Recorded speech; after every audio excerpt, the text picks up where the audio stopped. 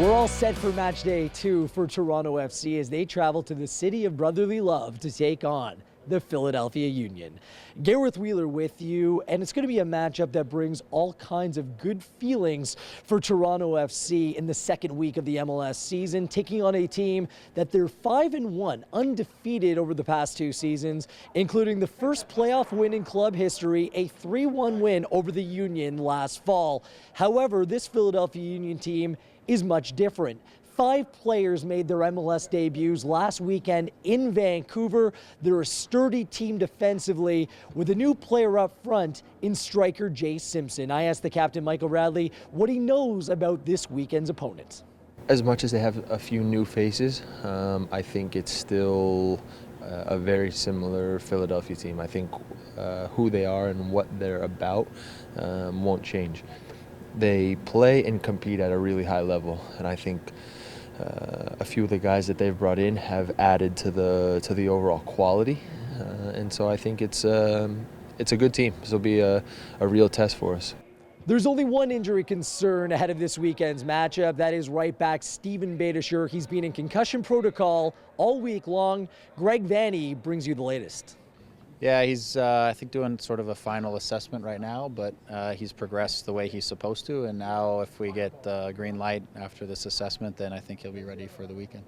The status of Beitashour is front and center in this weekend's 3 keys to the match.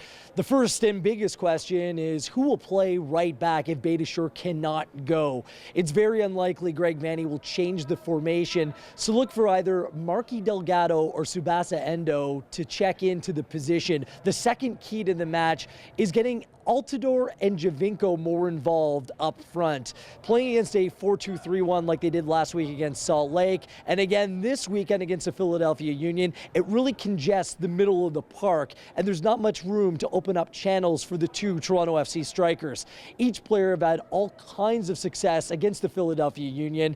Sebastian Giovinco, 5 goals in 5 games against Philadelphia. Altidore, 3 goals in 6. It's about opening up space, finding room behind the lines for each player to find the ball and make proper outlets. That's going to be critical to success this weekend. And finally, better use of the flanks. Toronto FC only completed 18% of their crosses last weekend.